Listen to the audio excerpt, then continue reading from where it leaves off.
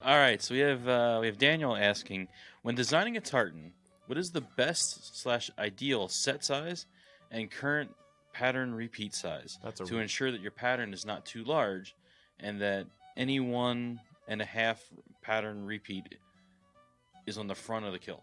He's serious. That is a very good question. That is a very good question. I agree. I totally leave it up to you. You want to answer that one?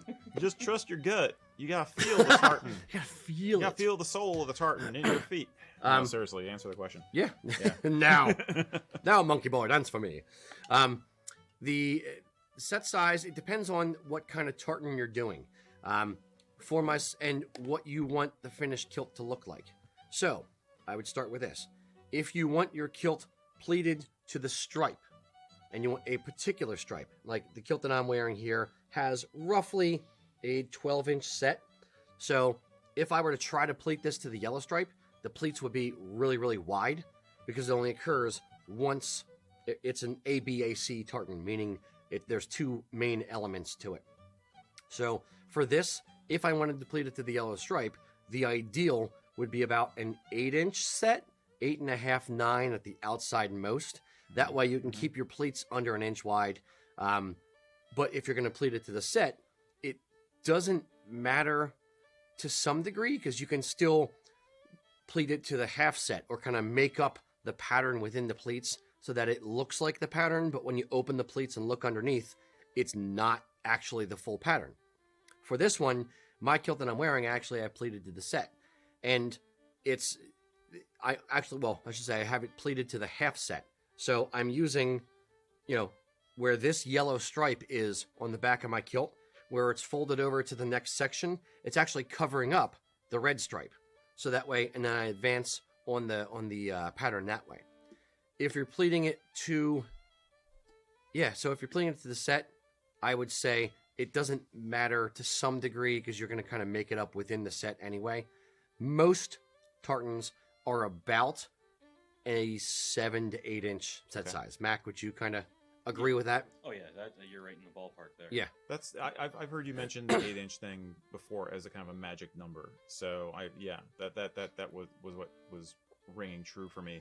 I think the question also is he designing the tartan for the sake of designing the tartan for its own beauty as an abstract exercise, or is he planning on outfitting just himself, or is he trying to design it for a group? In which case, you may in the future, 20 years from now, who knows, have somebody who wants to pleat it to the stripe instead of to the set, or vice versa, because it's their personal preference. In which case, I want to err on the side of caution, not assume that any person is going to pleat it any particular way. Well, so go with best practices. You know what I mean? And what I'd say with that as well is, if you're going to pleat it to the stripe, one of the my personal hates. Not even pet peeves, hates, is pleating a kilt to the block. Well, there's a couple hates I'm going to throw out there. Pleating a kilt to the block, meaning like a solid section of navy blue or whatever, so that way you end up on the back with, if it's, solid chunk of navy blue, navy blue, navy blue, navy blue, horizontally you end up with these wide bands across the back. For whatever reason, there are some people, sort of in the last 5-10 years, who've started doing it that way, and they like it, and they like the look of the lawn chair effect, as I dubbed it. Yeah. It's not my preference. The other thing I would just kind of point out that I don't like is when you're pleating to a stripe, the stripe should be centered on the pleat. You don't, or if you're pleating it and you're pleating it to the set, and there's a section where you're taking like a blue or a black to green changeover, where there's like a change in color. Put that changeover ideally down the center of the pleat so that it's split evenly. It's not like right on the side. The reason is, when you're actually sewing the pleat, it's a little bit of an A line or an A shape to it, a little bit of angle. So you end up taking away some, like at the top, there may not be much color there. Or if you pleat to the stripe on the edge of a pleat, the color won't be there at the top, but then it kind of becomes a spear and appears, and then it's there at the bottom of the pleat. So it looks weird on the back. So those are two pet peeves. I've kind of gone off track, but about 8 inches, 7 to 8 inches is good for an 8-yard kilt for pleating. What he didn't say is he going to pleat it, or is it a 5-yard kilt? Now, if it's a 5-yarder, who would get a 5-yard kilt in a custom woven tartan? Somebody who wants less fabric, Okay. somebody who wants a lighter All right. kilt, or wants to get a few, like, you know, a bunch of people getting it, but they all want to chip in. They don't have a lot of money. Yeah, yeah. In that instance, about 5.5 to 6 is the magic number to keep your pleats at about an inch. Mac, any input on that, or are you still in agreement? No, I'm still in agreement. Okay. We've actually just had this discussion in the production room in the last couple of days, especially with our 2 new kilt makers, Emily and Morgan.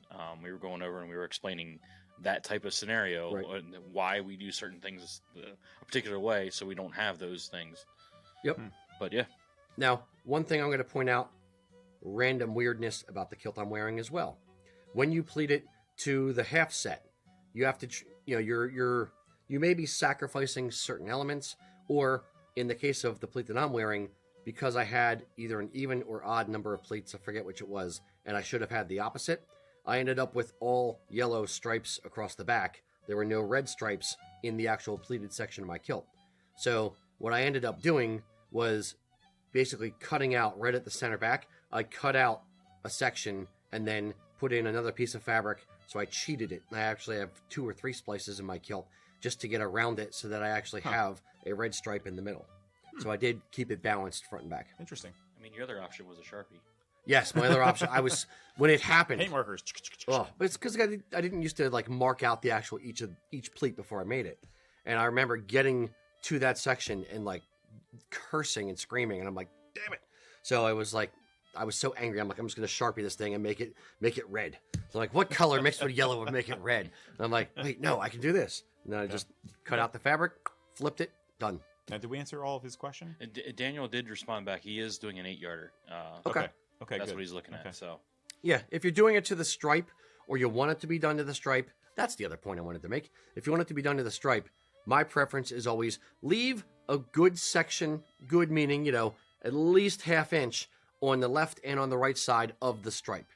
That way, you don't have any spears on the back of the kilt going up. You don't lose any elements as you're going down. Whatever size the stripe is, make the field that the stripe is on a minimum 1.2 inches, really, so that you have no way of accidentally grabbing a little bit of color on one side or the other.